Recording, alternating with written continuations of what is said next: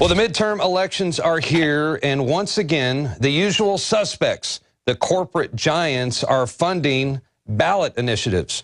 There are GMO labeling propositions, for example, in Oregon and Colorado, and Monsanto Corporation, along with Coca-Cola and Pepsi, they are spending millions of dollars on ad campaigns urging people to vote no on GMO labeling. They say the labeling will hurt local farmers and the economy. Greg Palast, I'd love to get your take on this. I mean, come on, Monsanto, do you think they're really concerned about family farmers? No, but they're really concerned about Monsanto and their robo farms. I mean, Monsanto is, of course, they're selling seeds that are genetically modified, and they sell like Roundup ready soy. What that means is that you can dump a bunch of chemical pesticide called Roundup on the soybean, and supposedly it isn't ingested into that bean. The problem is that Monsanto not only tries to control the ballot box, they try to control the science. In an investigation I did for The Guardian, I found out that Monsanto, for example, in the analysis of their hormone, BST, which is used to get cows to produce more milk, they gave the Food and Drug Administration tests which showed that there was no problems after 6 weeks of ingesting food and that had BST.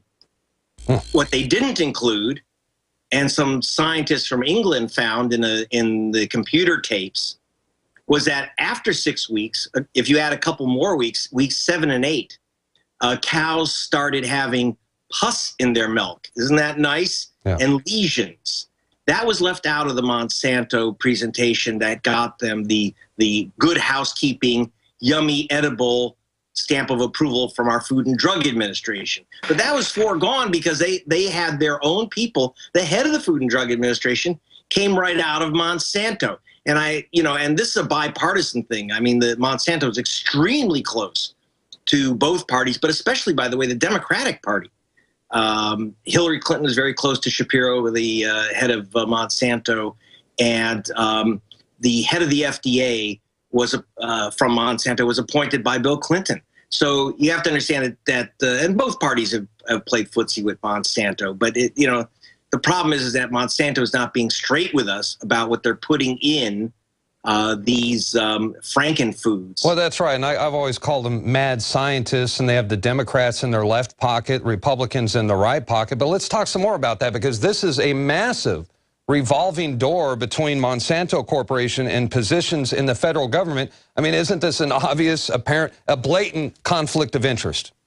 Well, it gets even worse, because there is a world government, don't forget. When we're talking about the World Trade Organization, which controls the trade in Monsanto products, the Monsanto products, which are genetically modified, lab-created DNA, are on, some of those products are on what's called the Codus Alimentarius, which is a list of foods which any nation in the WTO must accept. In other words, a nation can't say, "Ooh, we don't want that BST milk with with pus in it. We don't want that stuff." They can't refuse that stuff, Monsanto products, if it's on this codex. Now, how did they get on the codex with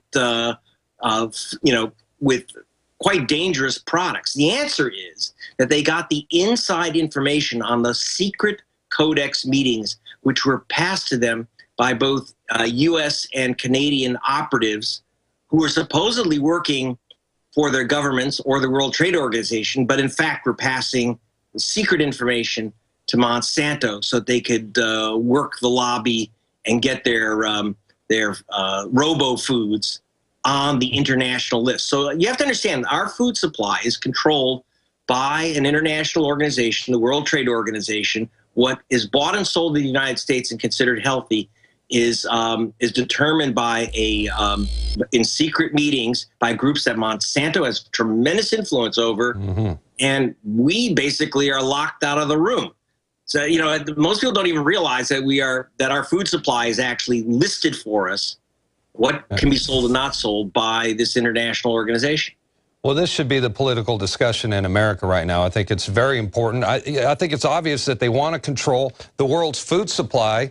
And I'm starting to worry about Hillary Clinton. She looks like she hasn't slept. I think she's getting frustrated. She looks like she's very concerned about feeding African children. The food aid campaign in Africa. Tell us a little bit more about that. Well, there you go. I mean, part of her plan is to require African nations to accept genetically modified foods designed and owned by Monsanto, which of course is really disastrous in a place like Africa because those seeds cannot be reused. In other words, for thousands and thousands of years, for millions of years, humans, since we started agriculture, actually tens of thousands of years ago, have reused seed from a prior crop.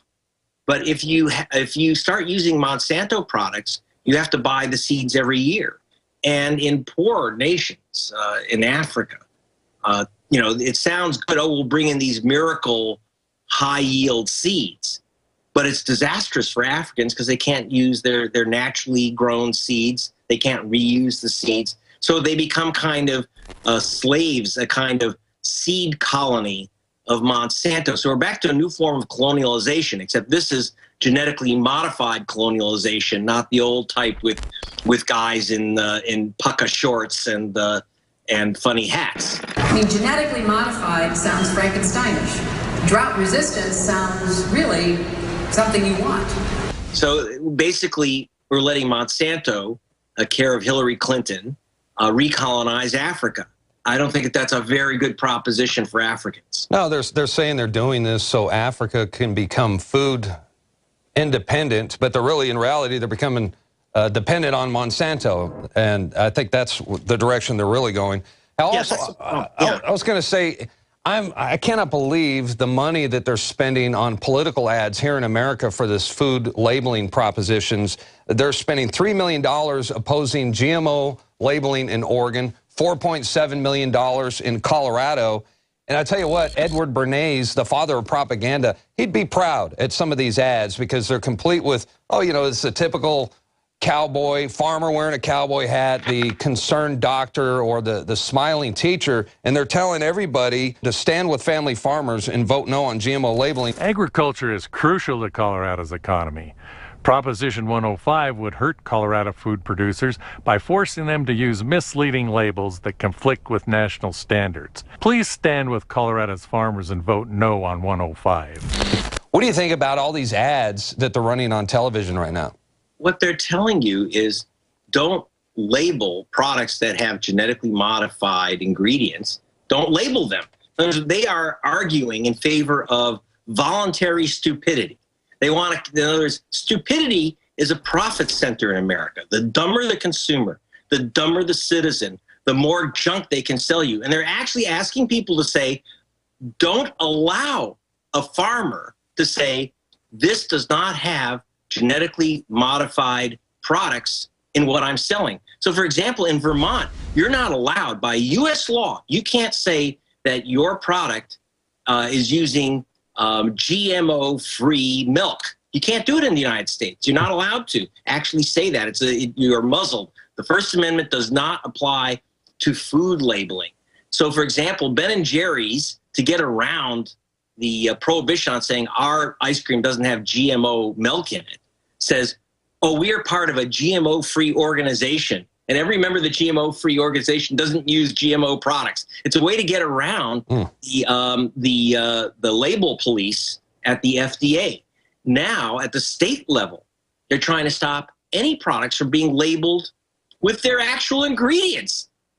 Can you imagine? They're actually trying to make it against the law to put the true ingredients inside the box on the outside of the box.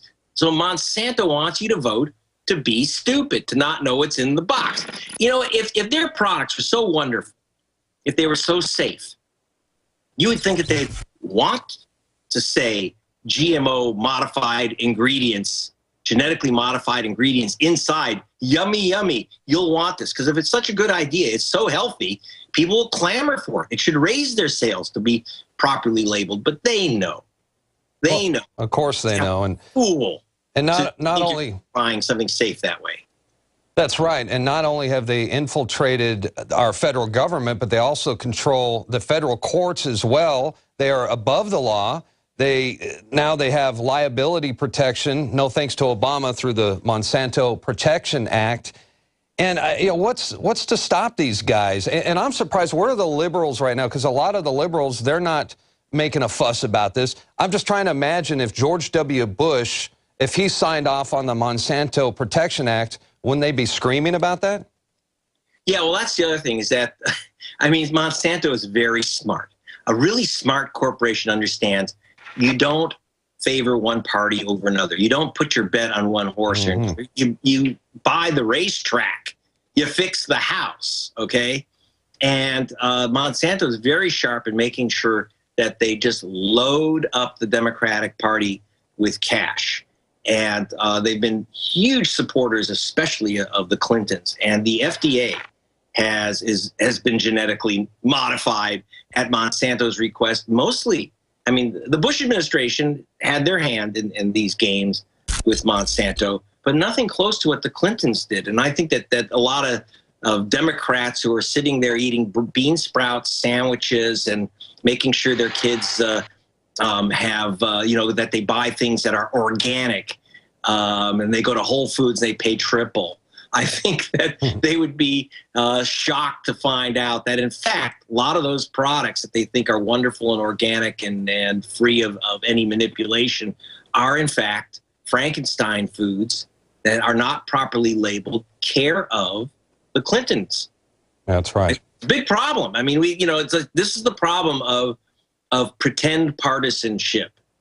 They own both parties, and that's what I guess a party is for. No American will ever be able to seriously say again, my vote doesn't count. 24 hours after the polls closed, we still don't know who won, Al Gore or George Bush. And we will not know until tomorrow at the earliest. You're the one, you broke the story about the election fraud during the 2000 election, in which Choice Point, they had their hand in stealing the election for George W. Bush in Florida. And now Choice Point has a no-bid contract with the Department of Homeland Security. I was hoping you could tell us a little bit more about that. Yeah, just back in 2000, a company called Choice Point and its unit, the Database Technologies. These are the early beginnings of the cyber spying, which is now gone completely berserk in America. Choice Point was keeping files on every American, and they got a no-bid contract from Jeb Bush's Florida government and Catherine Harris to hunt for illegal voters on the voter rolls, people that had supposedly committed felonies and aren't allowed to vote. And they tagged about 58,000 people. Turns out most of them were African-American men who simply had common names like Joe Black and Joe White and John Johnson. By the way, there are 86,020 John Johnsons in America. Or I should say John Jacksons in America. 53% of them are African American. One of them has probably committed a felony crime. That doesn't mean that the guy in Florida voting named John Jackson was also a felon. Turns out none of these people were guilty of anything but voting while black. They lost their vote. George Bush was elected president. Whether you like that outcome or not, it wasn't done by a vote of the people. It was done by a vote of this company, Choice Point, which provided the computer scrub lists for Catherine Harris. What was their payoff? They ended up with a fat, multi-billion, no-bid contract with the Department of Homeland Security. So they went from falsely tagging African-American voters as criminals to keeping track on you. And it was the beginning of the program. They used to call the program Total Information Awareness. Yep. And they had a pyramid with the all-seeing eye.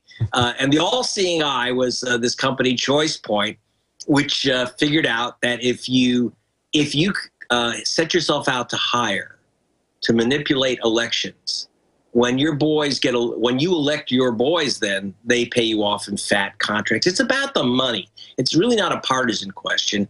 It's a question of cash. As I always say, we don't have a two-party system. We have a one-party system. The party is Hezbollah Shekel, which is the party of the cash. That's what's going on. and now it's continued into this election, too, in the new form. Well, didn't Choice Point, aren't they international now? Because I've heard they're stealing elections.